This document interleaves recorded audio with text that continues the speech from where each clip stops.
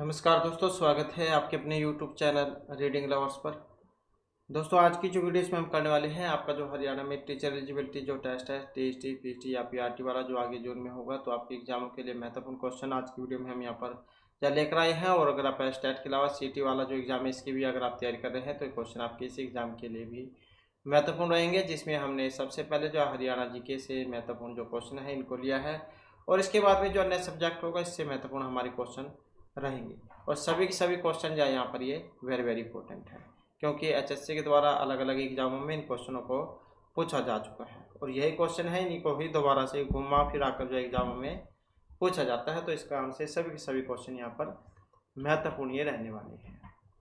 तो जिसमें हमारा यहाँ पर पहला क्वेश्चन है, इनमें से किसको हरियाणा की काशी कहा गया है? भिवानी, सोनीपत, पानीपत या रेवाड़ी? तो सही आंसर जो हमारा यहाँ पर रहेगा ऑप्शन ए वाला, भिवानी। अब भिवानी जो इसको हरियाणा की काशी इसलिए कहा जाता है क्योंकि यहाँ पर बड़ी संख्या में क्या प्राचीन मंदिर स्थित है और यह शहर मंदिरों और धार्मिक महत्व के लिए जाना जाता है। जिस प्रकार से वाराणसी अर्थात काशी भारत में अपने घाटों और मंदिरों के लिए जाना जाता है, तो इस कारण से। इसके अलावा बॉक्सिंग का जो पावर हाउस है वो भी इसको कहा जाता है। इसके साथ ही आप ये भी याद रखिएगा। अगला क्वेश्चन आ जाता है, हरियाणा जो है यहाँ पर उच्च न्यायालय है, गुड़गांव, चंडीगढ़, पटियाला, फरीदाबाद कहाँ पर है? तो चंडीगढ़ में है। हरियाणा और पंजाब का जो ऑप्शन सी में यहाँ पर दिया गया है, तो हरियाणा और का जो उच्च न्यायालय कहाँ पर है? चंडीगढ़ में। तो हरियाणा और पंजाब इन दोनों का ही है साझा है, जिसकी जो स्थापना है 1966 में हुई थी।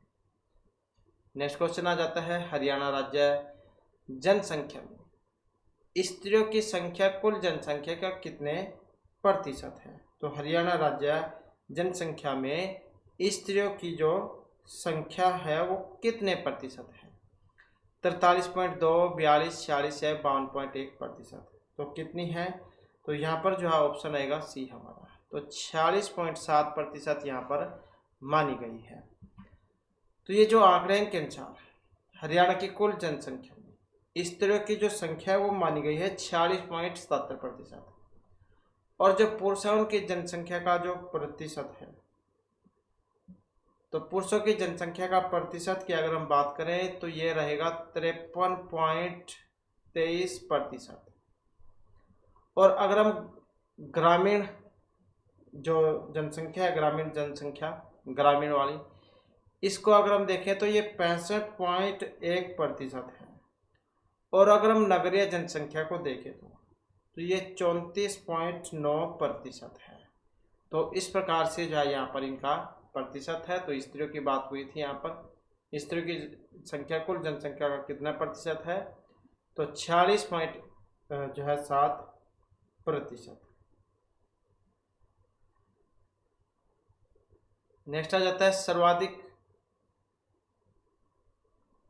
ग्रामीण जनसंख्या प्रतिशत वाला जिला इनमें कौन सा है? तो ग्रामीण जनसंख्या प्रतिशत वाला जिला नुह, महेंद्रगढ़, फरीदाबाद या फतेहाबाद? तो यहाँ पर अगर हम देखें तो ऑप्शन आएगा हमारा ए वाला, तो नुह जो है यहाँ पर सबसे अधिक ग्रामीण जनसंख्या प्रतिशत वाला जिला है। तो सर्वाधिक ग्रामीण जनसंख्या प्रतिशत में तो नुह हो जाएगा, और सर्वाधिक ग्रामीण जनसंख्या वाला जिला अगर जिला आ जाता तो सर्वाधिक ग्रामीण जनसंख्या प्रतिशत में तो है यहाँ पर नुह, और सर्वाधिक ग्रामीण जनसंख्या वाला ग्रामीण जनसंख्या का अगर होता तो उसमें आता फिर भिवानी। अगर न्यूनतम ग्रामीण जनसंख्या वाला आता तो फिर आता पंचकुला। और अगर न्यूनतम ग्रामीण जनसंख्या प्रतिशत वाला जिला फिर आता फरीदाबाद। तो यहाँ पर पूछा गया था सर्वाधिक ग्रामीण जनसंख्या प्रतिशत वाला जिला, तो यहाँ पर जानू ये हो जाएगा। अगला क्वेश्चन आ जाता है, सर्वाधिक नगरीय जनसंख्या वाला जिला। अब सबसे अधिक जो नगरीय जनसंख्या वाला जो यहाँ पर जिला है इनमें कौन सा है? नगरीय जनसंख्या की बात हुई है, गुड़गांव, महेंद्रगढ़, फरीदाबाद, पंचकुला, तो इनमें कौन सा है? तो कौन सा हो जाएगा? फरीदाबाद हो जाएगा। तो ऑप्शन जो सी में है यहाँ पर फरीदाबाद। तो सर्वाधिक नगरीय जनसंख्या वाला जिला तो हो जाएगा फरीदाबाद। न्यूनतम, ये ज़्यादा की बात है, अगर कम होता है यहाँ पर कम वाला तो न्यूनतम नगरीय जनसंख्या वाला फिर नू हो जाता। कौन सा? नू। सर्वाधिक नगरीय जनसंख्या अगर प्रतिशत की बात होती तो यहाँ पर अगर प्रतिशत होता, प्रतिशत, फिर भी फरीदाबाद ही था। अगर यहाँ पर कम की बात होती, यहाँ पर कम की बात होती प्रतिशत में, फिर नू था।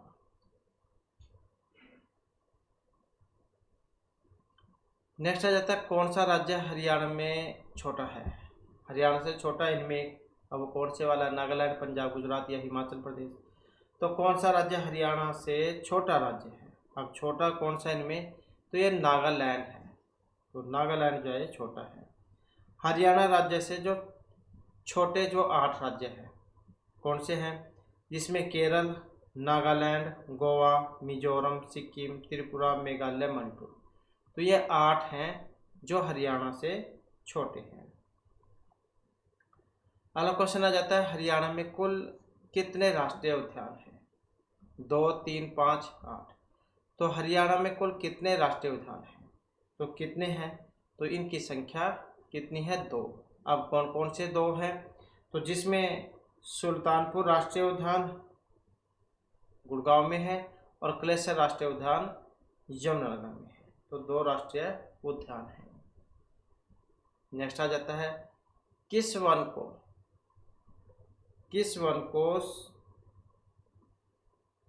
ये नगर है, किस नगर को साइबर सिटी, किस नगर को, नगर कर लेते हैं, किस नगर को साइबर सिटी के उपनाम से जाना जाता है या साइबर सिटी के नाम से जाना जाता है? तो वो नगर कौन सा है? तो गुड़गांव, सोनीपत, पानीपत, अम्बाला, कौन से वाला है? तो साइबर सिटी या गुड़गांव को कहा गया है, तो गुड़गांव या यहाँ पर इसमें सही आंसर हो जाएगा। तो सोनीपत को स्वर्णप्रस्थ कहा जाता है। तो कल वाली जो वीडियो थी उसमें हमने इसके बारे में क्वेश्चन किया था। तो सोनीपत को स्वर्णप्रस्थ कहा जाता है और साइबर सिटी की यहाँ पर बात हुई है तो ये गुड़गांव हो जाएगा। जैसे सरस्वती नगर है, सरस्वती नगर कौन सा है? से सिरसा, से Saraswati Nagar. City of cotton कौन सा है? सिटी ऑफ कॉटन पलवल, ये वाला है सिटी ऑफ कॉटन। उद्योग नगरी कौन सा है? उद्योग नगरी, तो ये फरीदाबाद है, उद्योग नगरी फरीदाबाद। और भारत का छोटा काशी जैसे के ऊपर क्वेश्चन आया था तो कौन है? भिवानी। विज्ञान नगरी कौन सा है? विज्ञान नगरी, तो विज्ञान नगरी कौन सा? अंबाला। मिनी क्यूबा के नाम से किन्हें जाना जाता है? तो ये भी जो भिवानी जो है इसको जाना जाता है मिनी क्यूबा के नाम से। और सोने का शहर जैसे कि स्वर्णप्रस्थ, तो ये सोनीपत है, नाम से भी आप याद रख सकते हैं सोनीपत, सोनप्रस्थ। और स्टील सिटी या फिर मैग्नेट सिटी, तो ये हिसार को कहा जाता है, हिसार। तो ये भी इनके साथ ही आप नाम याद रखिएगा। अगला क्वेश्चन आ जाता है पश्चिमी कृषि प्रबंधन के नाम से कौन सा नगर बसाया गया था?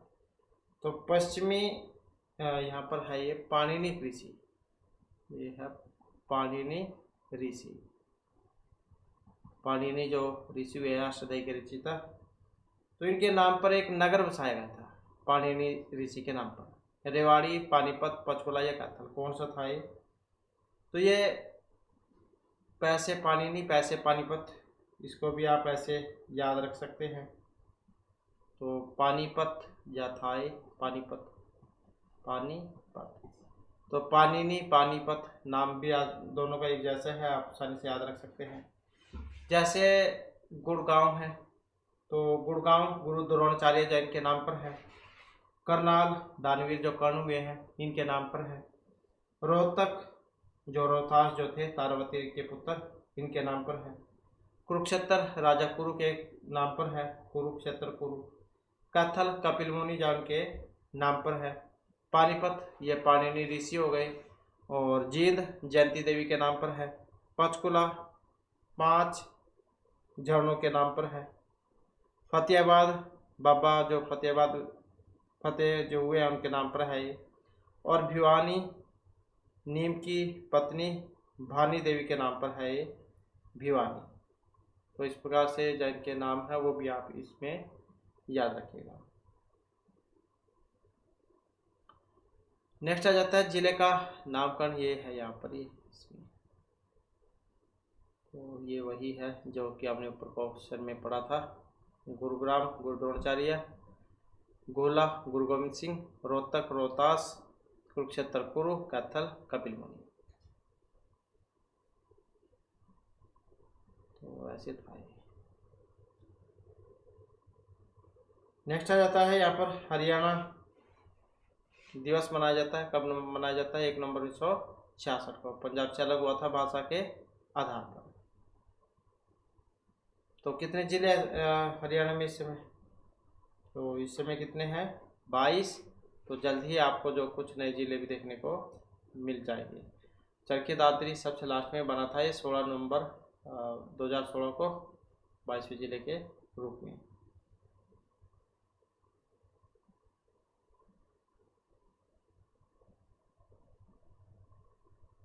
नेक्स्ट आ जाता है हरियाणा के गठन के समय यहाँ पर जो जिले थे कितने थे इसमें? 7, 10, 9 या फिर 8। तो गठन के समय जिले थे तो कितने थे? और इनकी जो संख्या 7 थी जो ऑप्शन ए में यहाँ पर दिए गए हैं।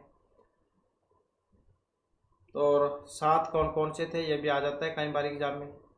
तो इसमें जो गुड़गांव, हिसार, जींद, करनाल, मेंदरगढ़, रोहतक, अम्बाड़ा।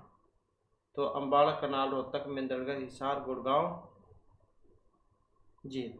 तो 1, 2, 3, 4, 5, 6, 7। तो ये 7 थे हरियाणा के गठन के समय। गुड़गांव, हिसार, जींद, करनाल, मेंदरगढ़, रोहतक, अम्बाड़ा। नेक्स्ट आ जाता है हरियाणा का राज्य वृक्ष है। अब राज्य वृक्ष इनमें कौन सा है क्योंकि वैज्ञानिक नाम है। तो वैसे तो सभी को पता है वृक्ष पीपल है, लेकिन इसका वैज्ञानिक नाम जो कौन से वाला है? तो वैज्ञानिक नाम इसका ये वाला है, फाइकस रेलिजियोसा। फाइकस रेलिजियोसा ये है इसका नाम पीपल का। नेक्स्ट आ जाता है क्वेश्चन हमारा। तो जिले कितने हैं? अभी हमने क्वेश्चन किया ही है। तो 22 जिले हैं। नेक्स्ट आ जाते हैं इनमें से कौन से जिले का कोई भी विधानसभा क्षेत्र आरक्षित श्रेणी में नहीं आता है? तो वो कौन सा है? कौन से जिले का कोई भी विधानसभा क्षेत्र आरक्षित श्रेणी में नहीं आता है? करनाल, गुड़गांव, महेंद्रगढ़ या फिर पलवल। तो कौन सा है ये? और महेंद्रगढ़ यही हो जाएगा। कोई भी विधानसभा क्षेत्र आरक्षित श्रेणी में इसका नहीं आता है। विधानसभा कितनी सीटें हरियाणा में? तो 90।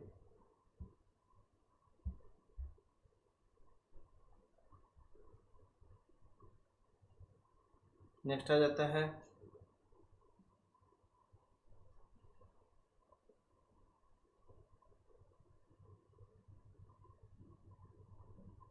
महाभारत काल से सदियों पहले कुरु वंश के आर्यों के काल को निम्नलिखित में से किस युग की शुरुआत के साथ चिन्हित किया गया था?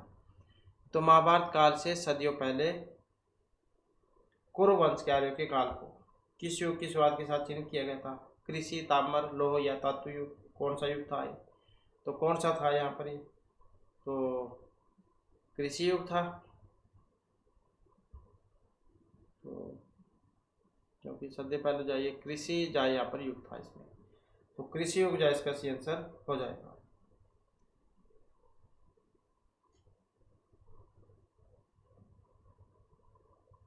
नेक्स्ट आ जाता है सूची 1 जो है उसको 2 के साथ मिलान करना है। जैसे अम्बाला, हिसार, करनाल, दक्षिणेज। और सूची 2 जो कैथल, रेवाड़ी, सोनीपत, यमुनानगर, हांसी। तो इनका क्या मिलान करना है? कौन सा ठीक रहेगा यहाँ पर? तो यहाँ पर अगर हम देखें तो ऑप्शन जो है इसमें जो हमारा सी जो है वो हो जाएगा। तो सी वाला ठीक हो जाएगा। तो जैसे A 4, B 5, C 1, B 2। तो इस प्रकार से जो इनका यहाँ पर होगा मिलान। तो जैसे हरियाणा रेंज है, हरियाणा में कुल कितने हैं? 5 है, 5 रेंज है। अम्बाला रेंज, इस रेंज में अम्बाला, यमुनानगर, कुरुक्षेत्र जिले ये आ जाते हैं। हिसार रेंज, इसमें हिसार, हंसी, फतेहाबाद, सिरसा, जींद ये वाले आ जाते हैं। करनाल जो करनाल रेंज है इसकी बात करें तो करनाल, पानीपत, कैथल ये वाले आ जाते हैं। और दक्षिण रेंज की अगर हम बात करें तो इसमें महेंद्रगढ़, रेवाड़ी, पलवल, नूंह ये वाले आ जाएंगे।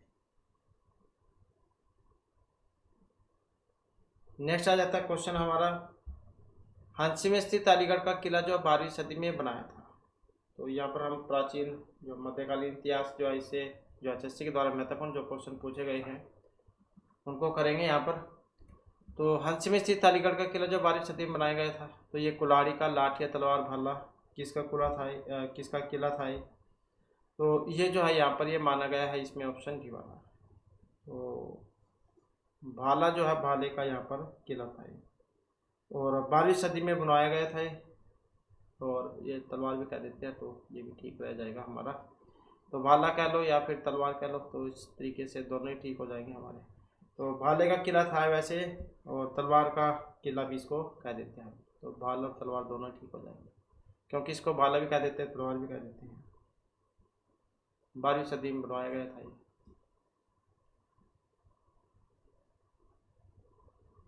नेक्स्ट आ जाता है गोजरी महल, पानीपत, भिवानी, हिसार, सोनीपत कहाँ पर है ये?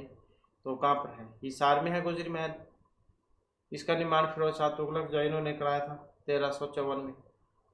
और इनकी जो प्रिय रानी थी गोजरी, तो इसकी याद में बनवाया था ये। लगभग ये जो हिसार शहर जो इसके एक किले के अंदर एक दीवारों के बंदोबस्त के बीच बसा था, जिसमें 4 दरवाजे थे, जिसमें दिल्ली गेट, मोरी गेट, नागौरी गेट और तलाकी गेट। और मस्जिद भी है यहाँ पर, लाट की मस्जिद, तो इसके साथ ही वो भी आप याद रखिएगा। तो इसके बाद फिर आ जाता है नेक्स्ट हमारा,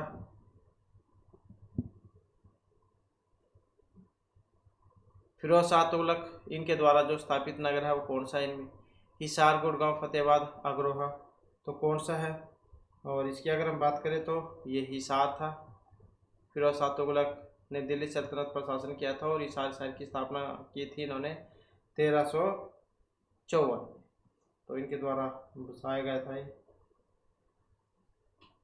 तुगलक वंश का था ये भी आ जाता है कई बार एग्जाम में। तो कौन से वंश का था? तुगलक। नेक्स्ट आ जाता है सरफ दमन।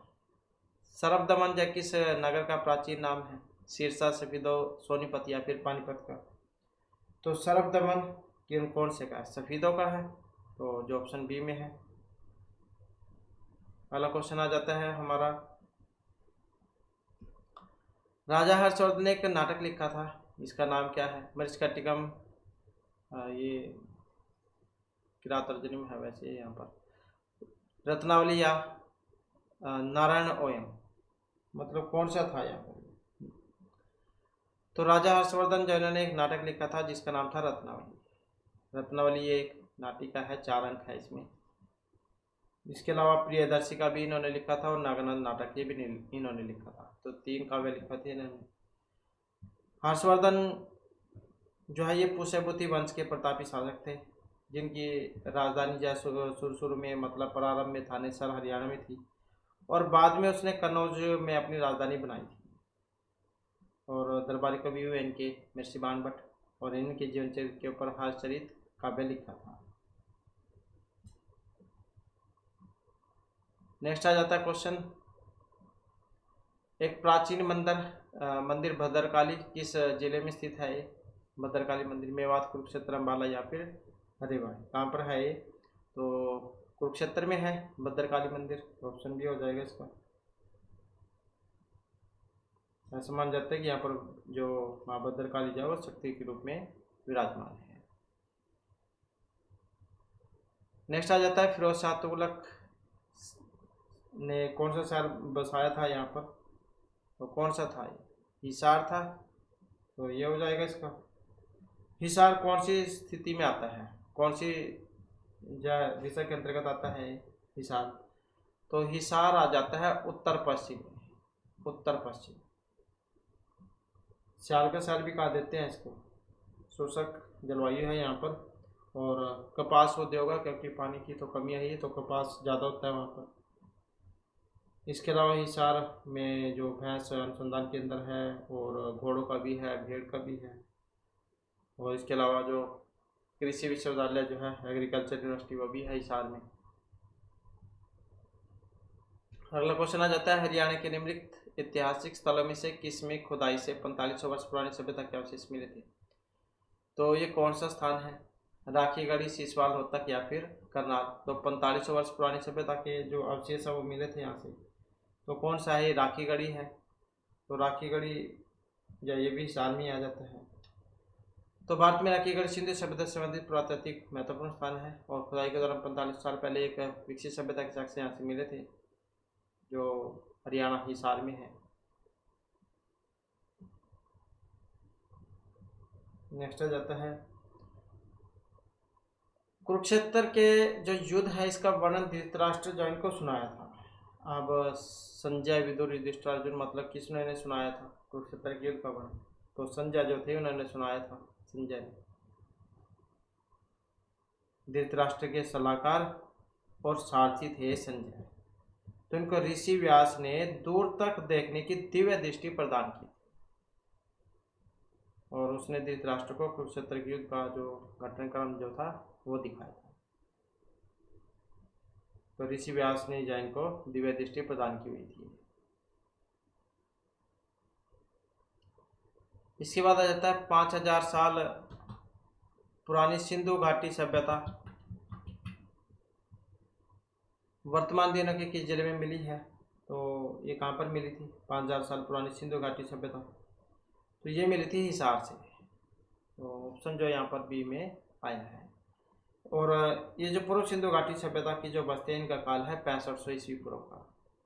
तो हरियाणा के हिसार जिले का जो रागेगढ़ी जो नामक गाँव है वहाँ पर पाई गई थी। बाद में परिपक्व सिंधु घाटी सभ्यता 2600 से 1900 ईस्वी पूर्व का भाग बन गई थी। और ये जो स्थान है गग्गर हाकरा जो नदी है इसके मैदान में स्थित है। तो इसके साथ ही जो आप ये भी याद रखिएगा। इसके बाद आ जाता है नेक्स्ट हमारा महाभारत के अध्याय में भगवद गीता कौन से अध्याय में से है? क्योंकि महाभारत भी बहुत बड़ा काव्य है, सबसे बड़ा 1 लाख श्लोक है इसमें, और 18 पर्वों में है। तो 18 पर्व के अंतर्गत कौन से, कहाँ से ली गई है, कौन से पर्व में से है गीता? और इसमें जो हमारा यहाँ पर सी आंसर जो है ऑप्शन सी हो जाएगा। कितने अध्याय हैं इसमें?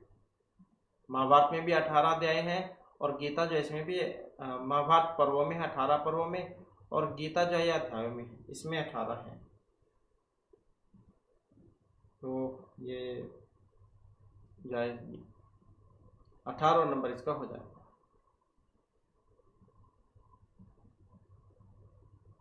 नेक्स्ट आ जाता है, महर्षि बाणभट्ट ने लिखा था सूरसागर, भगवद गीता, रामायण, हर्षचरित। अब महर्षि बाणभट्ट जो राजा हर्षवर्धन के दरबारी कवि थे, तो इनके जीवन के ऊपर लिखा था इन्होंने हर्षचरित। नेक्स्ट आ जाता है हिंसान, यात्री थे अंग्रेजी, रोमन, चीनी या फिर पुर्तगाली। कौन से थे हिंसान? तो चीनी यात्री थे, राजा हर्षवर्धन के समय पर आए थे भारत यात्रा पर।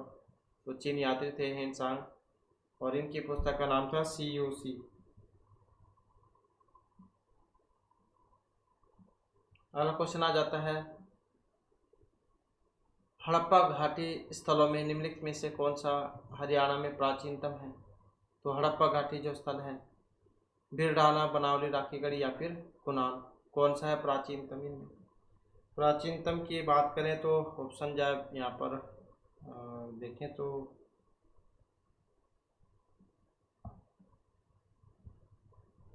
बी वाला, मतलब जो है यहाँ पर राखीगढ़ी जो है ये होना चाहिए। तो राखीगढ़ी जो है यहाँ पर इसमें ये पुराना है वैसे, तो ऑप्शन सी जो है इसमें ठीक यहाँ पर रहेगा।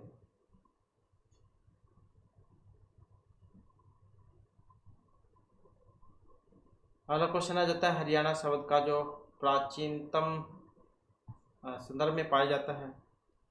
तो हरियाणा शब्द का प्राचीन संदर्भ किस में पाया जाता है? तो ये ऋग्वेद, महाभारत, अथर्ववेद, ब्राह्मण ग्रंथ। तो यहाँ पर जो हमारा क्वेश्चन बन जाएगा, ये इसमें रह गया है कुछ। तो यहाँ पर क्वेश्चन था हमारा चाहमान और ऋग्वेद, यहाँ पर ऋग्वेद ही कर लेते हैं इसका एक को, तो ठीक है। ऋग्वेद, चाहमान और अथर्ववेद और ये ब्राह्मण ग्रंथ कह लो या फिर ब्राह्मण पुराण, ऐसे। तो यहाँ पर जो इसमें सही आंसर जो है ये चाहमान जो है इनको माना गया था। तो हरियाणा शब्द का प्राचीनतम संदर्भ चाहमान जो है इसमें पाया गया है।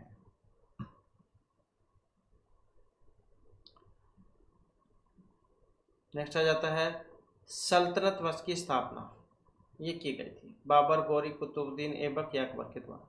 सल्तनत वंश की स्थापना, सल्तनत जो है इनकी स्थापना से दिया जाता है कुतुबुद्दीन ऐबक को। समय जो इनका 1206 है, 1206 ईस्वी। तो सल्तनत वंश की स्थापना 1206 में कुतुबुद्दीन ऐबक के द्वारा की गई थी। और इसने कुतुबुद्दीन बख्तियार काकी के सम्मान में कुतुब मीनार की स्थापना भी की थी। तो मोहम्मद गौरी गुलाम था और गौरी की मृत्यु के बाद दिल्ली का सल्तनत बना। नेक्स्ट आ जाता है कुरु द्वारा उपजाई गई भूमि कहलाती थी बहुधान्यक, अग्रोदिका, ब्रह्मवर्त या फिर कुरुक्षेत्र। तो कुरु के द्वारा उपजाई गई भूमि, तो उसे क्या कहा जाता था? बहुधान्यक प्रदेश, जिसका मतलब होता है अत्यधिक अनाज देने वाली भूमि। और यही क्षेत्र हरियाणा प्रांत का प्राचीन नाम बहुधान्यक भी था। तो प्राचीन नाम भी से भी इसको संबोधन किया गया है, बहुधान्यक।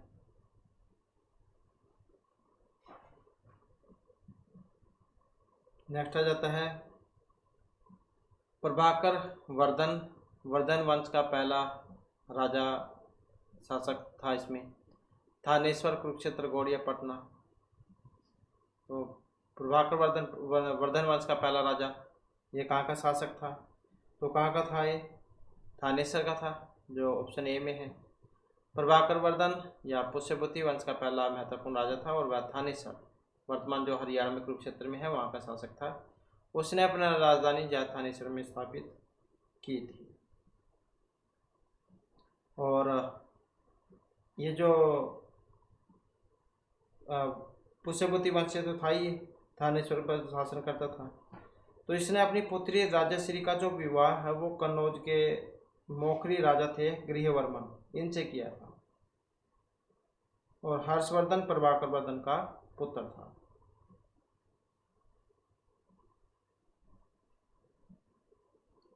नेक्स्ट आ जाता है हर्षवर्धन ने थानेश्वर पर शासन किया था। तो कौन सी ईस्वी के दौरान किया था शासन? अब शासन जो है ये किया गया था 606 से 47 AD के आसपास। तो ये समय यहाँ पर इसका माना गया है।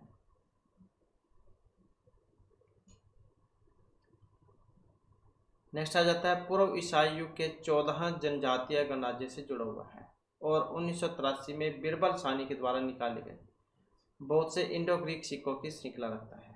तो ये भिवानी, खोखराकाट, चरके दादरी या फिर कैथल, कौन सा था इसमें? तो यहाँ पर जो है इसमें ऑप्शन बी वाला हो जाएगा। तो कौन सा था? खोखराकोट था ये। जो खोखराकोट जयपुर ईसाई युग के जो 14 जनजातीय गणराज्य जब से जुड़ा हुआ है और 1983 में बिरबल सानी के द्वारा यहाँ से बहुत से इंडो ग्रीक सिक्कों की श्रृंखला निकाली गई थी। और ये स्थान प्राचीन काल में एक महत्वपूर्ण व्यापारिक और राजनीतिक केंद्र भी था।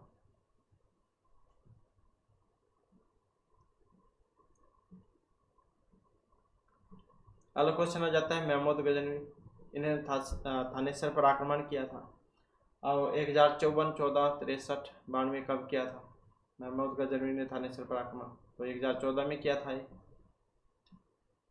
और फिर 1026 में जो सोमनाथ मंदिर है वहाँ पर आक्रमण किया था।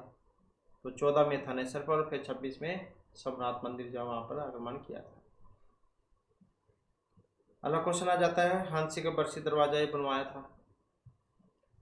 अलाउद्दीन खिलजी, फिरोज शाह तुगलक, बेलाल लोदी या इब्राहिम लोदी ने? तो हांसी का बरसी दरवाजा, तो इसका जो संबंध है ऑप्शन ए से रहेगा। तो हांसी का बरसी दरवाजा किन के द्वारा बनवाया गया था? अलाउद्दीन जो खिलजी है इनके द्वारा। बरसी गेट कहाँ पर है? हांसी शहर के दक्षिण में, और ये गेट शहर के लिए 5 प्रमुख प्रवेश द्वारों में से एक है, और अन्य 4 Delhi gate, Hisar gate, Kosai gate और उमरा गेट ये वाले हैं। तो बरसी गेट का निर्माण अलाउद्दीन खिलजी जो इनके द्वारा करवाया गया था। और कब करवाया था ये करवाया गया था 1304 से 1305 ईस्वी में सुल्तान अलाउद्दीन खिलजी जैन के द्वारा।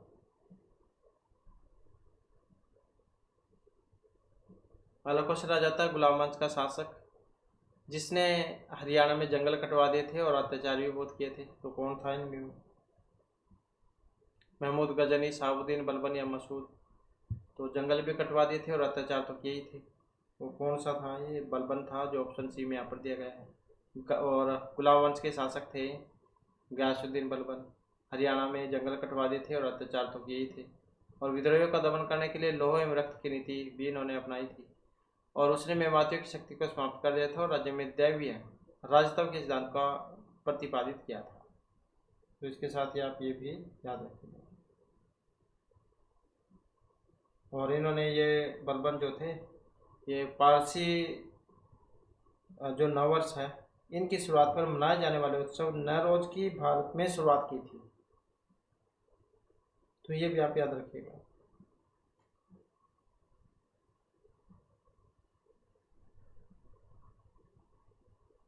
और इन्होंने ये जो थे इल्तुतमिश, इनके परिवार के जो सारे सदस्य जो थे इनको भी मरवा दिया था। लौह रक्त की नीति अपनाई थी इन्होंने। नेक्स्ट आ जाता है हमारा, इंसान के अनुसार 6ठी शताब्दी में सबसे अधिक बौद्ध मठ कौन से स्थान पर थे? सिरसा, थानेसर, तो यहाँ पर भिवानी। तो कौन सा था ये? इंसान के अनुसार 6ठी शताब्दी में सबसे अधिक बौद्ध मठ सिरसा, यहाँ पर एक में नारनौल कर लेते हैं या कुछ भी कर लेते हैं या कोई भी नहीं, ये ठीक है, इस पे कर लेते हैं। तो कौन सा था यहाँ पर इसमें बौद्ध मठ? तो कौन सा था यहाँ पर? और इसमें देखें तो कौन सा था ये जो थानेसर, तो यही हो जाएगा बी वाला। तो हर्षवर्धन के समय में जो ये चीनी यात्री थे हिंसंग ये आए थे भारत और बौद्ध धर्म के प्रचार के लिए 644 ईस्वी तक रहे थे यहाँ पर ही, और भारत में 16 साल तक रहे, जिसमें 6 वर्ष नालंदा में इन्होंने शिक्षा ग्रहण की थी।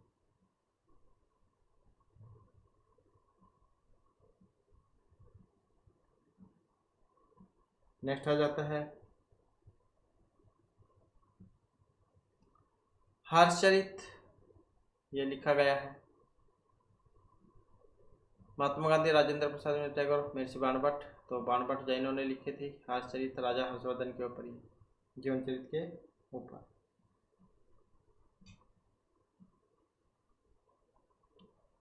नेक्स्ट आ जाता है ऊंट रेस।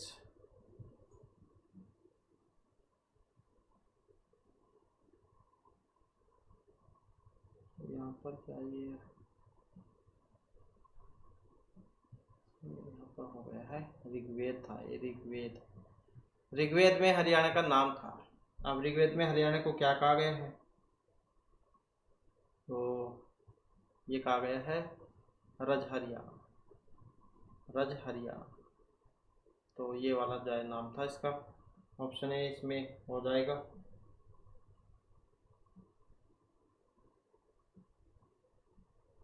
नेक्स्ट आ जाता है रत्नावली, जाए लिखी थी हमीर खुसरो, तुलसीदास, सूरदास या हर्षवर्धन ने? रत्नावली जो है नाटिका, अब हर्षवर्धन जो है इनके द्वारा ही लिखी गई थी, तो ऑप्शन डी वाला इसमें हो जाएगा। 3 नाटक लिखे थे इन्होंने, प्रियदर्शिका और रत्नावली नाटिका है, नागनंद नाटक है।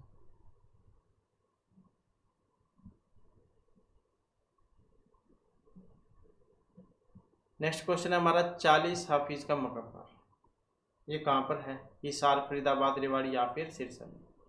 तो 40 हाफिज का मकबरा कहाँ पर है? यहाँ पर अगर हम देखें तो ऑप्शन रहेगा ये वाला हमारा।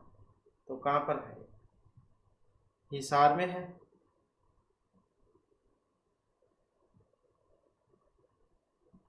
तो हिसार जो है हिसार में है हिसार। नेक्स्ट आ जाता है पानीपत की जो पहली लड़ाई ये जीती थी इब्राहिम लोदी, अकबर, हुमायूं, बाबर। तो पानीपत जो अपनी 3 महत्वपूर्ण जो लड़ाई है उनके लिए जाना जाता है। पहली 1526 में हुई थी, फिर दूसरी 56 में हुई, फिर तीसरी 1761 में। तो पहली लड़ाई की बात हुई है यहाँ पर, तो ये बाबर जो इन्होंने जीती थी।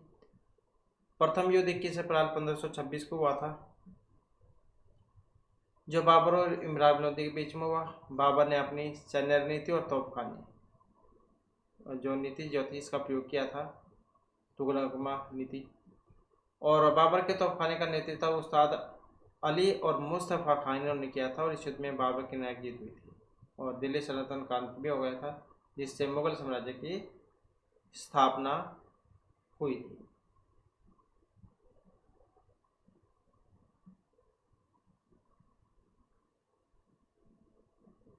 अगला क्वेश्चन आ जाता है पानीपत की दूसरी लड़ाई। पहली लड़ाई के बारे में हमने पढ़ लिया, अब दूसरी लड़ाई ये हुई थी अकबर, हेमू, बाबर एवं सफदर इनके बीच में हुई थी। तो ये हुई थी अकबर के बीच में, इसमें अकबर हो जाएगा। और कब हुई थी? 5 नवंबर को, 5 नवंबर 1556 को, अकबर और हेमू के बीच में। अकबर की सेना का नेतृत्व बैरम खान ने किया था, और जबकि हेमू जो आदिल शाह सूर का वजीर और सेनापति थे। इस युद्ध में अकबर भी जीत गए थे, और हेमू की आंख में तीर लगने के कारण वो बेहोश हो गए और पकड़े गए थे, जिसके बाद उन्हें मार दिया गया था। तो इस जीत ने मुगल साम्राज्य को और अधिक सुदृढ़ कर दिया था।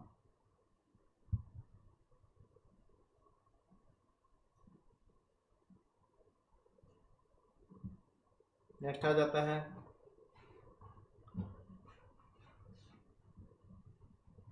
हर्षयुगीन। हर्षयुगीन ताम्र सिक्के पाए गए थे सोनीपत, गुड़गांव, रेवाड़ी या पानीपत से। तो कहाँ से पाए गए थे? सोनीपत से हर्षयुगीन ताम्र सिक्के। तो हर्षकालीन जो ये ताम्र जो मुद्राएं हैं इंडोग्रीक बैक्टीरिया ने दीरन सोनीपत से प्राप्त किए थे। चीनी यात्री जो हेनसांग 629 ईस्वी में हर्षवर्धन के शासनकाल में भारत आए थे। फिर 644 ईस्वी तक हेनसांग थानेसर में रहे थे। और ये जो है हेनसांग ने इनकी जो पुस्तक है हेनसांग की जो पुस्तक है सीयूसी, तो इसमें इन्होंने थानेसर के बारे में वर्णन किया था। और हर्ष की जो 2 मुद्राएं हैं ये बालंदा और सोनीपत से प्राप्त हुई थी, जो तांबे की है। और सोनीपत की जो मुद्रा थी इस पर शिव का वाहन जो नंदी है इनका चित्रांकन हुआ था, मतलब ये अंकित है इसमें। और नालंदा की मुद्रा पर श्री हर्ष नाम लिखा हुआ है, और उसे महेश्वर, सार्वभौम व महाआदिराज भी कहा गया है। अगला क्वेश्चन आ जाता है मुगल सम्राट अकबर के समय रेवाड़ी के शासक थे इब्राहिम लोदी, बाबर एवं सफदर या हेमचंद्र, अर्थात हेमू कह देते हैं जिनको। तो मुगल सम्राट अकबर के समय रेवाड़ी के शासक कौन थे? यही थे हेमू अर्थात हेमचंद्र। तो मुगल सम्राट अकबर के समय रेवाड़ी के शासक हेमचंद्र थे। हेमू के नाम से इन्हें जाना जाता है। एक शक्तिशाली शासक और योद्धा था जिसने अकबर की सेना के खिलाफ कई लड़ाई लड़ी थी और दिल्ली पर अधिकार भी कर लिया था। और पानीपत की जो दूसरी लड़ाई थी 1556 वाली, वे अकबर की सेना से पराजित हो गए थे और मारे गए थे।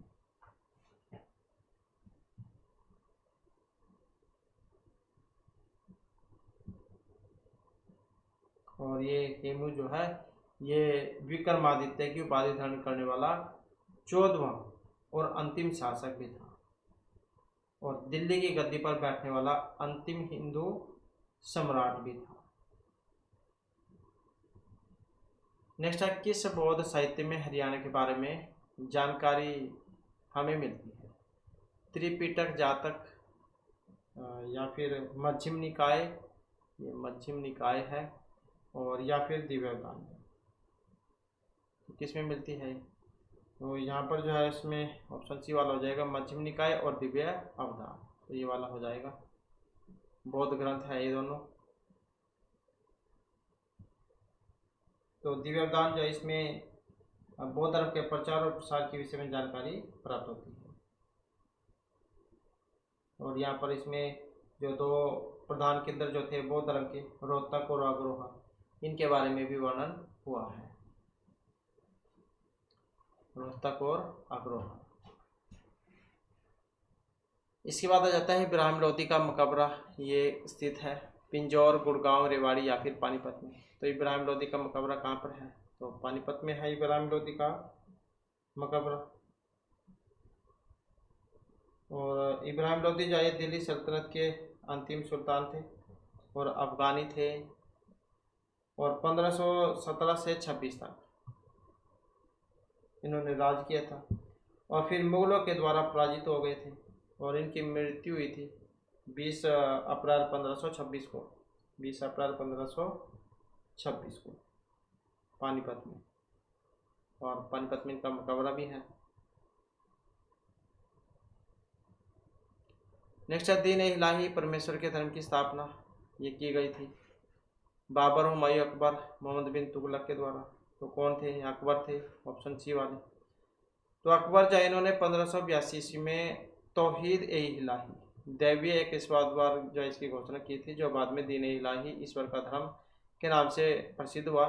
और यह है अकबर के द्वारा स्थापित एक धार्मिक पंथ था जिसका उद्देश्य विभिन्न धर्मों के प्रमुख रूप से निजामुद्दीन औली के सुलहकुल या शांतिपूर्ण अस्तित्व से मिली थी। इस नवीन संप्रदाय का प्रधान पुरोहित अबुल फजल था।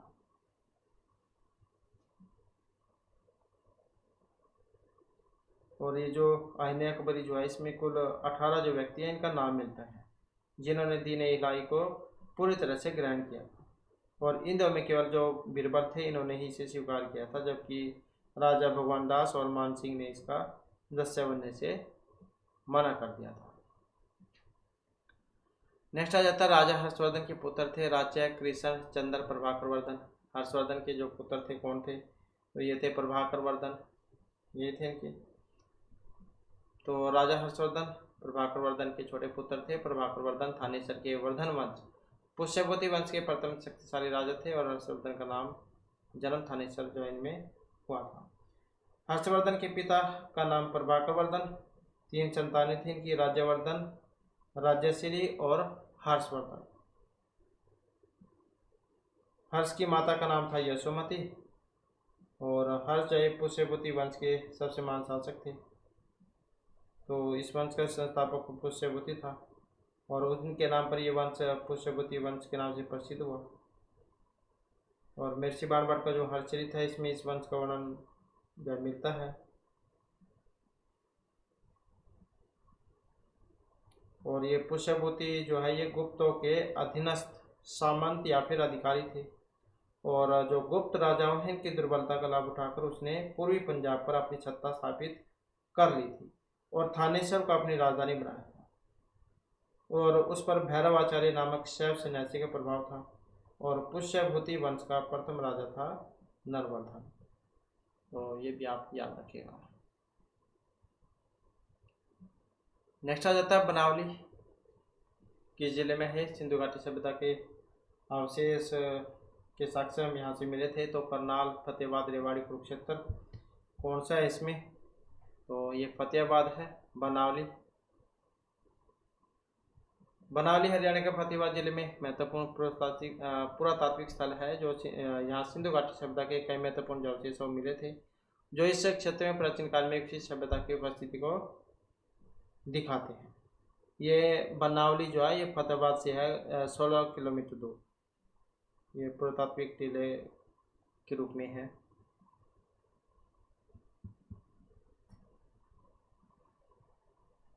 नेक्स्ट आ जाता है कन्नौड़ का किला। नारनौल, महेंद्रगढ़, पानीपत या हंसी कौन सा है?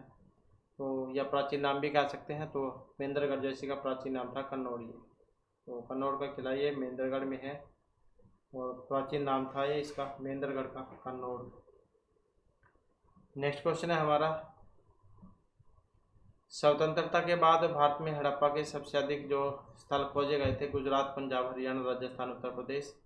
तो स्वतंत्रता के बाद में भारत में हड़प्पा के सबसे अधिक जो स्थल कहाँ खोजे गए थे, तो ये था पंजाब और हरियाणा। तो हरियाणा में जो हड़प्पा सभ्यता जो है, हड़प्पा सभ्यता में 1947 है, 1947 तक केवल जो 40 बस्तियां जो है इनके बारे में ही पता लगता है। लेकिन स्वतंत्रता के बाद फिर 1400 बस्तियां भारत में और 475 बस्तियां पाकिस्तान में थी, इसके बारे में पता लगा। अधिकतर जो बस्तियां थे इनका संकेंद्रण घग्गर हकड़ा जो लाइन है यहाँ पर है। और भारत में हड़प्पा में के सबसे अधिक जो स्थल है वो पंजाब और हरियाणा में खोजे गए स्वतंत्रता के बाद में। नेक्स्ट आ जाता है महाराजा अग्रसेन से, इनके ऊपर नाम भी था। कौन से नगर का नाम था? रोहतक, सिरसा, एवं अग्रोहा। तो अग्रोहा अग्रसेन इनके नाम पर था ये, तो ये आप याद रखिएगा। तो महाराजा अग्रसेन एक पौराणिक समाजवाद के प्रवर्तक, युग पुरुष और मानदानी थे, और अग्रोहा से इनका संबंध है, और इन्हीं ने बसाया था ये अग्रोहा। नेक्स्ट है कवि बाणभट्ट ने सम्राट हर्ष का जीवन चरित्र अपने किस काव्य में लिखा है? तो किस में लिखा है? हर्ष चरित में, तो इसमें लिखा है।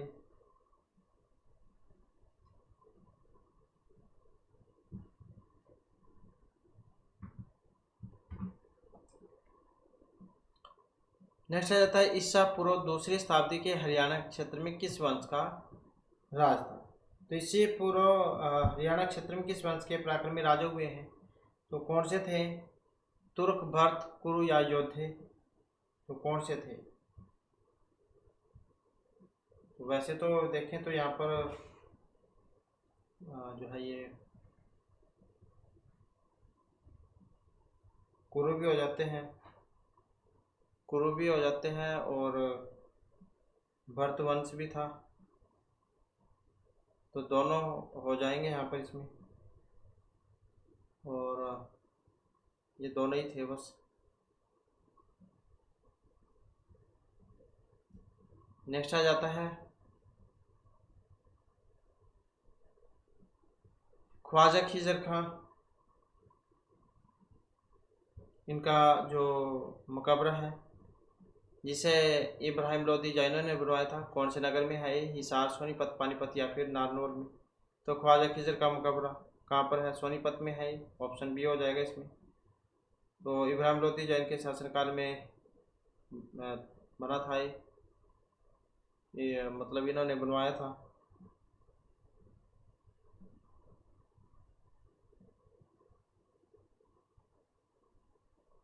नेक्स्ट आ जाता है हरियाणा क्षेत्र किस मौर्य राजा के राज्य का भाग रहा है?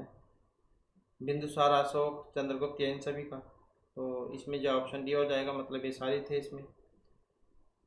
तो मौर्य जो राजवंश जो है ये प्राचीन भारत का एक शक्तिशाली और महान राजवंश था। इसकी स्थापना का जो श्रेय चंद्रगुप्त मौर्य और उनके जो गुरु थे कौटिल्य, इनको दिया जाता है, जिन्होंने नंद वंश के सम्राट घनानंद को पराजित किया था, और साम्राज्य को प्रशासन के लिए 4 जो प्रांत इसमें बांट दिया था। तो पूर्वी भाग की राजधानी तोसली, और तो दक्षिण भाग की सुवर्णगिरी। इसी प्रकार से उत्तर भाग है, उत्तरी भाग, और पश्चिमी भाग की राजधानी तक्षशिला और उज्जैनी थी।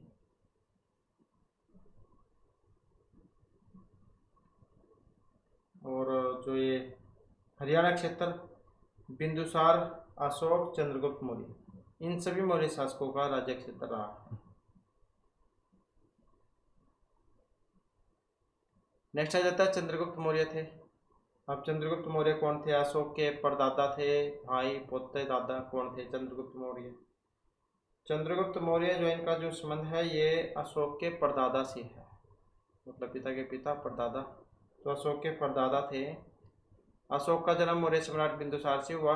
बिंदुसार चंद्रगुप्त मौर्य का पुत्र था, इस प्रकार अशोक चंद्रगुप्त मौर्य का पोता हो गया,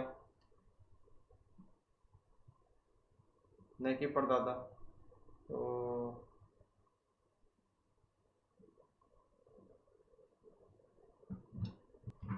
तो यहाँ पर ऑप्शन में पोता नहीं है तो पोता ये हो जाएगा यहाँ पर। तो इस प्रकार से ठीक रहेगा यहाँ पर ही, क्योंकि इनके पोते थे। तो अशोक का जन्म जो है ये मौर्य सम्राट बिंदुसार इनसे हुआ था। मौर्य वंश के संस्थापक चंद्रगुप्त मौर्य के पोते थे और अशोक ने लगभग समस्त भारतीय उपमहाद्वीप पर 268 से 232 तक शासन किया था और 273 में सिंहासन प्राप्त कर लिया था इन्होंने, 273 ईस्वी। लेकिन 4 साल का जो गृह युद्ध था इसमें रहने के कारण अशोक का जो वास्तविक जो राज्याभिषेक है वो 268 ईस्वी में हो गया था और अपने जो राज्याभिषेक के 8वें वर्ष मतलब 261 में अशोक ने कलिंग पर आक्रमण किया था और उसे जीत लिया था। तो इतनी बात आप इसमें याद रखें। इसके बाद कौन सा स्थान हड़प्पा संस्कृति का स्थान नहीं है? राखीगढ़ी, बनावली, फरीदाबाद या दौलतपुर। हड़प्पा संस्कृति का एक स्थान यहाँ पर नहीं है इसमें। अब नहीं है वो कौन से वाला है? तो नहीं की बात हुई थी यहाँ पर इसमें, तो ये बनावली जो है इसको यहाँ पर माना गया है, क्योंकि हड़प्पा सभ्यता की जानकारी देने वाले जो सबसे अधिक जो स्थल है वो हरियाणा में ही है। इसमें राखीगढ़ी भी है और मिताथल भी है, बनावली भी है, बिरहाना भी है। तो यहाँ पर जो है इसमें ये नहीं में पूछा गया था, तो बनावली इसका सही आंसर यहाँ पर हो जाएगा। तो बनावली इसका तो जो है हाँ फरीदाबाद है, फरीदाबाद ठीक रहेगा इसका, तो फरीदाबाद ही है इसका। तो फरीदाबाद ही था यहाँ पर, ये ऑप्शन भी यहाँ पर हो गया है।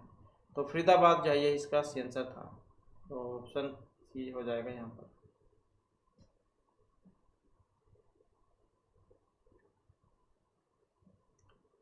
इसके बाद है नारनौल के क्षेत्र में सतनामी सैनिकों ने किस मुगल शासक से भयंकर युद्ध किया था?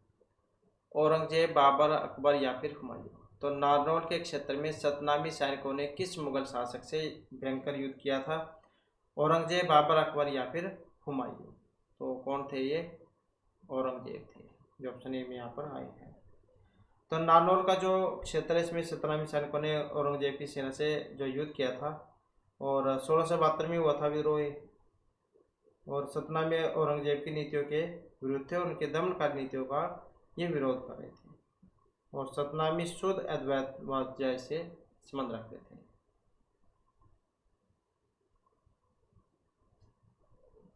नेक्स्ट आ जाता है धार्मिक और ऐतिहासिक स्थल कोल किस जिले के अंतर्गत आता है? कैथल, करनाल, जींद या कुरुक्षेत्र।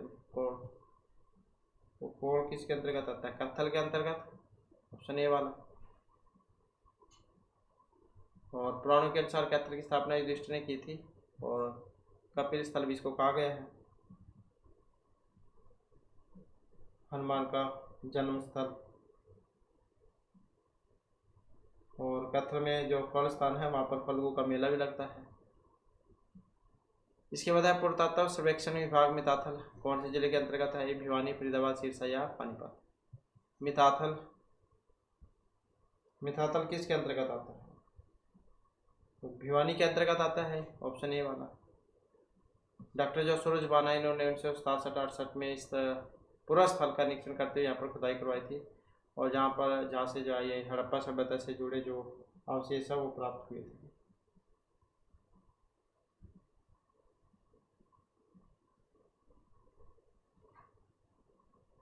तो ये जो हमारे आपके हरियाणा जी के जो इसके महत्वपूर्ण क्वेश्चन थे। और इसके बाद में हमारे जो आपके अन्य सब्जेक्ट है इंग्लिश ग्रामर, इसके क्वेश्चन आ जाते हैं। तो जिसमें हमारा पहला क्वेश्चन है, इसमें इनकरेक्टली जो है एक वो बताना है। अब कौन सा है? तो इनकरेक्टली की बात करें तो यहाँ पर ऑप्शन बी वाला रहेगा, मिसयूज। ये कह देते हैं जो शरारती नटखट जो होता है वो अब यहाँ पर जो है इसमें सही वर्तनी कौन सी होनी चाहिए थी? MISCHIEVOUS,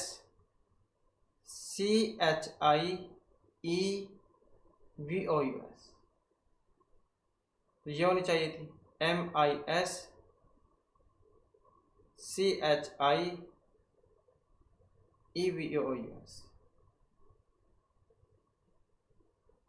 ये होना चाहिए था।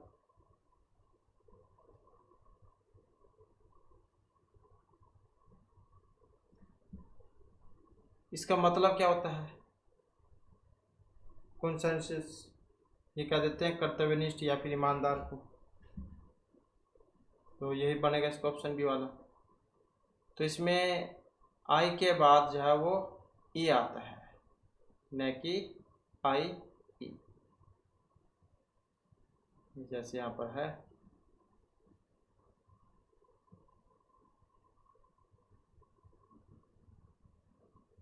नेक्स्ट आ जाता है select the correctly spelled word to fill in the blank. Helium is used with oxygen for asthma treatment because it is very easily।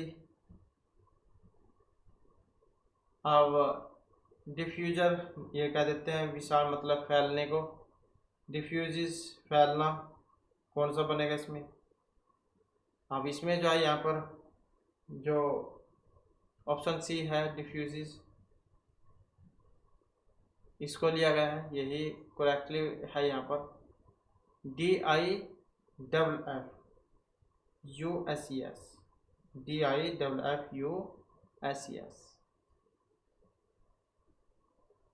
इसके बाद है select the most appropriate synonyms of the given word. तो यहाँ पर इसका समानार्थक जब बताना है। एक्सेप्शनल जो उसको कह देते हैं असाधारण या फिर जो उत्कृष्ट होता है। ट्रिवाइवल, ये उसको कह देते हैं तुच्छ या फिर महत्वहीन जो होता है। इमोशनल, ये भावनात्मक या भावुक जो होता है उसको कह देते हैं। टोटल, कुल जो होता है उसको कह देते हैं। आउटस्टैंडिंग जो है उत्कृष्ट असाधारण उसको कह देते हैं। तो इस आधार पर देखें तो कौन सा इसका यहाँ पर बन जाएगा? तो आउटस्टैंडिंग का मतलब भी मतलब उत्कृष्ट होता है, और एक्सेप्शनल जो इसका भी उत्कृष्ट होता है। तो ये दोनों एक जैसे हैं, यही समानार्थक यहाँ पर बतलाना।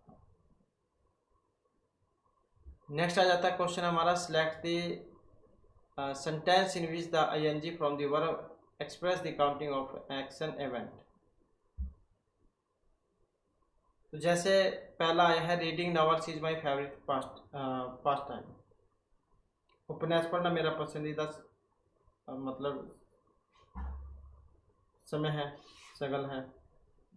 और I am found of reading science fiction, मुझे विज्ञान की किताबें पढ़ना पसंद है। Please do not disturb me, I am preparing for exams, कृपया मुझे परेशान न कर, मैं परीक्षा की तैयारी कर रहा हूँ।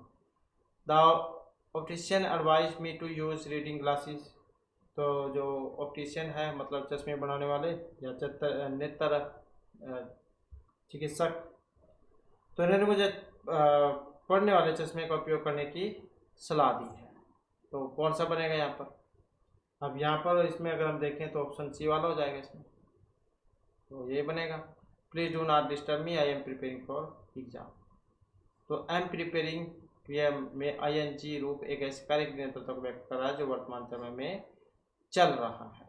तो select the sentence in which the ING from the verb expressing the counting, मतलब जो लगत जैसे चल रहा है कोई काम उसको बता रहा है, एक्शन इवेंट।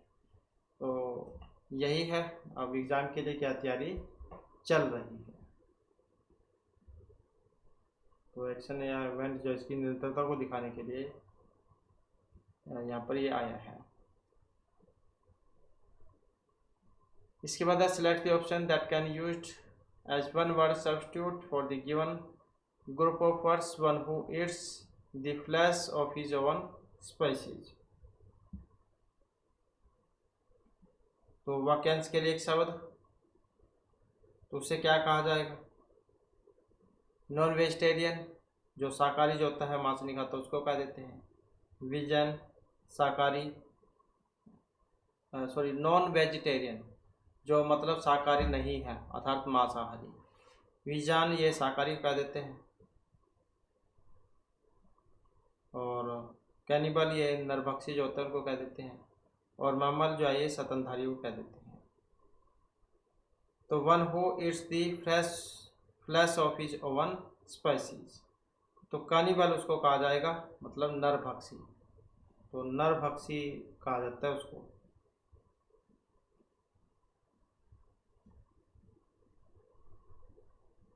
जो मतलब ये अपनी प्रजाति का मांस खाता होगा। Own species. इसके बाद select the most appropriate antonyms of the underline word in the given sentence. तो विपरीतार्थक विलोम उल्टा बताना है। The appearances of most of the animals of jungle is deceptive in nature. तो यहाँ पर होनेस्ट मतलब ईमानदार, इल्यूसिव ये भ्रामक, और ये अगली मतलब कुरूप, ब्यूटीफुल मतलब सुंदर। सही जो है वो आपने यहाँ पर इसका बताना है। तो सही जाए यहाँ पर कौन सा बनेगा इसका। तो डिस्पेटिव जो है यहाँ पर जो आया था ये वाला, तो होनेस्ट इसका हो जाएगा, जो ऑप्शन 1 में आया है होनेस्ट। क्योंकि डिस्पेटिव जो है ये छल वाला जो होता है उसको क्या देते हैं, तो ये वाला हो जाएगा इसका, भ्रामक या धोखा देने वाला। तो इसका कौन सा बनेगा विपरीतार्थक होनेस्ट, ईमानदार, क्योंकि उल्टा बताना था यहाँ पर। इसके बाद select the option that express the given sentence in passive voice. तो Dinesh will send Rakesh away to college for certain reasons, कौन सा अब बनेगा यहाँ पर इसका। तो ऑप्शन बी वाला हो जाएगा, ये वाला। तो Rakesh will be sent away, यहाँ से हो जाएगा राकेश विल के साथ be, sent, Rakesh will be sent away to college by Deepesh for certain reasons, ये वाला हो जाएगा इसका। तो राकेश को कुछ कारणों से दीपेश द्वारा कॉलेज भेजा गया। तो यहाँ पर जो ये वाक्य है भविष्य काल में है, और निष्क्रिय में बदलने के लिए हम विल बी और क्रिया का जो थर्ड फॉर्म है उसका प्रयोग करेंगे। तो Rakesh will be sent away to college by Deepesh for certain reasons. इसके बाद है select the most appropriate antonyms of the underline word. तो विपरीतार्थक विलोम उल्टा बताना है यहाँ पर भी। The long standing feud between the two villages was settled due to the invention of the two chiefs, कौन सा बनेगा इसका यहाँ पर। अब यहाँ पर अगर हम देखें तो ऑप्शन जो है इसका बी वाला जो है ये हो जाएगा, बी हार्मोनी। हार्मोनी किसको क्या देते हैं, सामंजस्य या फिर जो मेल है उसको क्या देते हैं। क्योंकि ह्यूमिलिटी ये विनम्रता को या फिर नम्रता को क्या देते हैं। एक्रोमनी ये जो तीखापन जो होता है, कटुता, उसको क्या देते हैं होनेस्टी मतलब ईमानदारी। तो हार्मनी जो इसको हो जाएगा सामंजस्य या फिर जो मेल होता है। तो क्योंकि फ्योर जो यहाँ पर आया है FEUD ये वाला, इसका बताना था। विपरीतार्थक विलोम उल्टा FEUD, तो इसका मतलब होता है दुश्मनी या फिर वैर। तो इसका कौन सा बनेगा हार्मनी, सामंजस्य। इसके बाद select the most appropriate synonyms of the given word. Forsake या इसका समानार्थक इसमें बताना है। अब फॉरसेक का मतलब होता है छोड़ना या फिर त्याग देना। तो जब हम इसका समानार्थक देखेंगे तो कौन सा बनेगा, सी वाला हो जाएगा, अबंडन, ये बन जाएगा इसका। इसका मतलब भी छोड़ देना मतलब त्याग नहीं होता है। क्योंकि एक्लेट ये उसको कह देते हैं, एक्लेट मतलब गति बढ़ाना या तेज करना को, और रिवील जो है ये प्रकट करना या खोलने कह देते हैं। क्लच मतलब पकड़ना या जकड़ने कह देते हैं। तो इसका जैसे ही बताना था, फोरसेक मतलब छोड़ना त्यागना, तो ये हो जाएगा इसका यहाँ पर छोड़ना त्यागना, एबंडन।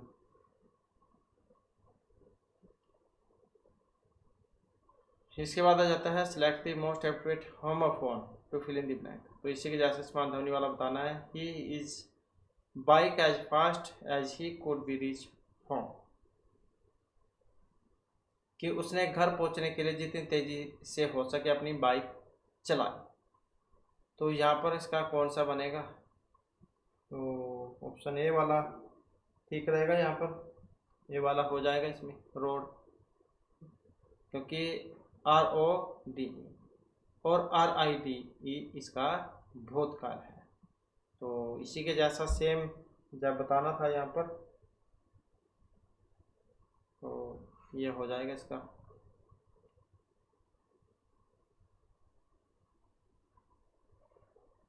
क्योंकि राइट का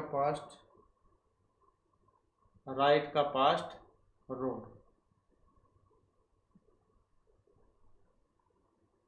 मतलब किस चीज़ पर बैठकर यात्रा करना उसको कह देते हैं। तो रोड ये ठीक रहेगा इसमें, R O D.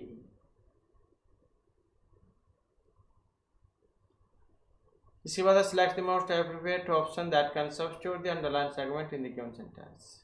Shivani is working as an electrician for the past 22 years. अब पिछले 22 वर्षों से वो यह काम कर रहा है यहाँ पर इसका इलेक्ट्रिशियन का। तो क्या आएगा, कौन सा होना चाहिए यहाँ पर? बी वाला। तो यही हो जाएगा बी वाला, हैज़ बीन वर्किंग। तो यही बन जाएगा इसका, क्योंकि फोर सिंस जो होता है वाक्य, फोर सिंस मतलब 22 साल से फोर सिंस वाला है ही। तो फोर सिंस के साथ टाइम पीरियड दी जाती है, तो परफेक्ट कंटिन्यू टेंस का प्रयोग होता है। तो इसमें सिंगुलर सब्जेक्ट हैज़ बीन और की फर्स्ट फॉर्म, तो हैज़ बीन वर्किंग ये ठीक रहेगा इसमें।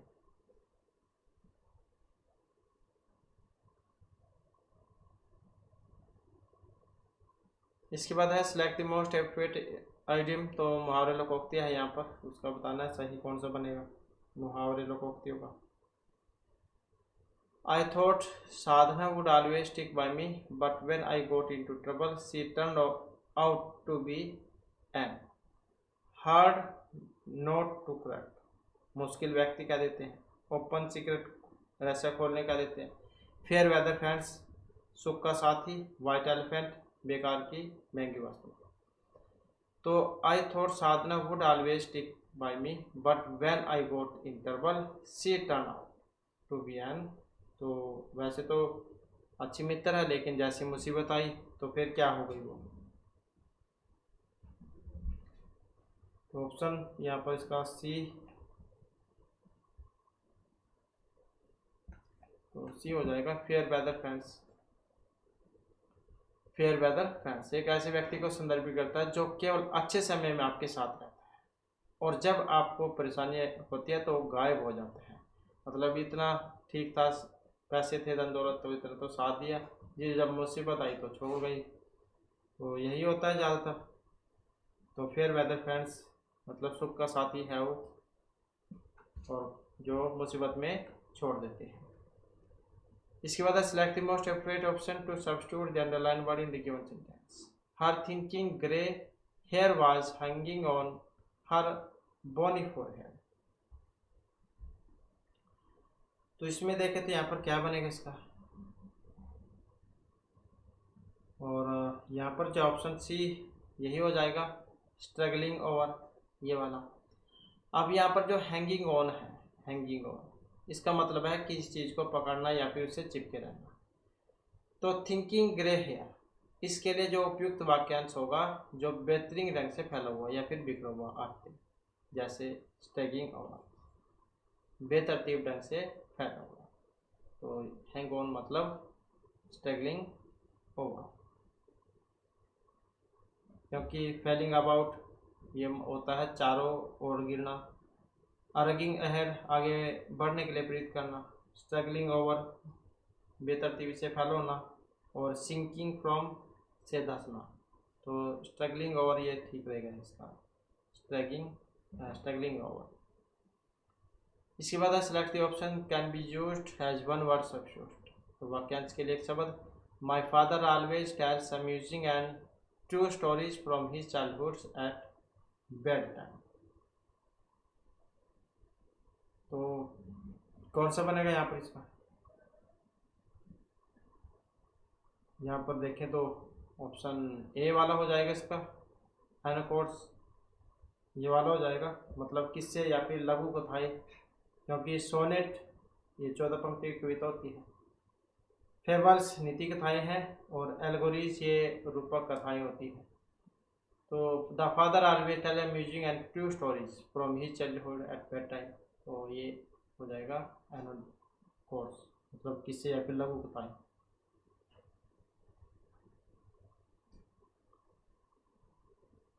Next is the select the option that support the error in the use of preposition in the given sentence. कौन सा बनेगा यहाँ पे इसका? He is blind with one eye, no error here to one eye. तो कौन सा बनेगा यहाँ पे इसका?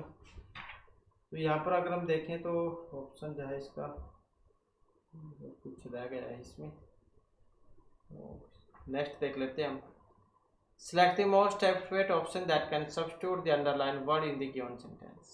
An intense wish to learn something keeps the nervous active. तो यहाँ पर सही बताना है इसका। अब यहाँ पर जो ये इंटेंस जो आया है ये वाला, इसका मतलब होता है तीव्र या फिर प्रबल। तो कौन सा बनेगा यहाँ पर इसका? पावरफुल, ऑप्शन ए वाला। पावरफुल किसको कहते हैं? शक्तिशाली को। फिक्स जो स्थिर होता है। लेजी आलसी, और हाफ हार्टेड ये अनिच्छापूर्वक। तो इंटेंस जो इसका तीव्र या प्रबल बनेगा, पावरफुल मतलब शक्तिशाली। नेक्स्ट है select the most appropriate option that can substitute the item in the given bracket. मुहावरे लोकोक्तियां यहाँ पर भी है। His PhD degree seems to be Penelope's web, तो कौन सा बनेगा यहाँ पर इसका भी?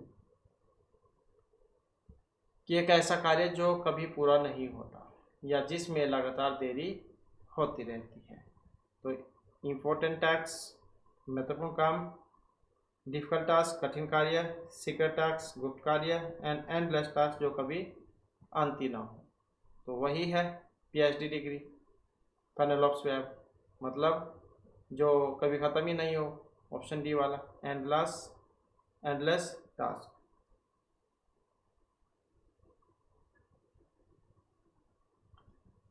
तो मुहावरा था ही पेनेलोप्स वेब, मतलब जो काम कभी कंप्लीट ना हो। इसके बाद select the option can be used as one word substitute for the underline group of words. तो वाक्यांश के लिए एक शब्द आ गया दोबारा से। Humour that describes the weakness of the other persons is itself a crime among peer groups. तो कौन सा बनेगा यहाँ पर इसका? तो यहाँ पर देखें तो ऑप्शन सी वाला हो जाएगा, स्टेयर। अब जो यहाँ पर आया है humour that describe the weakness of the other person, इनके लिए जो एक शब्द प्रतिस्थापन होगा कौन सा होगा? स्टेयर, मतलब व्यंग्य। व्यंग्य अक्सर किसी व्यक्ति या समाज की कमजोरी या फिर जो मूर्खता है उसका उपहास उड़ाता है। तो ये वाला इसमें ठीक रहेगा।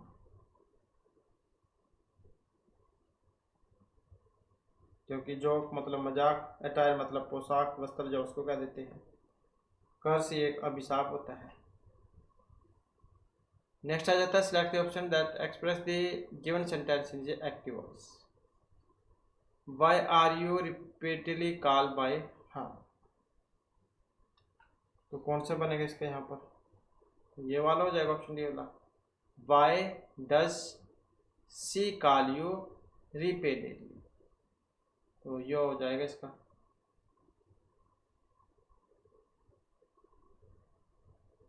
तो वह तुम्हें बार बार क्यों बुलाती है? तो यहाँ पर निष्क्रिया ये क्या है? वर्तमान काल में है। आर यू रिपीटेडली कॉल, सक्रिय आवाज में मतलब इसको बदलने के लिए, चेंज करने के लिए हम कर्ता हर को पहले लाएंगे और क्रिया को वर्तमान काल के उचित रूप में बदलेंगे। क्योंकि यू एक वचन बहुवचन हो सकता है, लेकिन विकल्प को देखते हुए सबसे सरल और सामान्य वर्तमान काल का रूप जो है डज सी कॉल बनेगा। तो सही जो यहाँ पर why does she call you repeatedly ये बनेगा। तो इस प्रकार से हमारे आज क्लास में महत्वपूर्ण क्वेश्चन थे। नेक्स्ट वीडियो की इसमें आपके लिए नए जो महत्वपूर्ण क्वेश्चन हम लेकर आएंगे, और हमारे साथ अंत बनने के लिए धन्यवाद।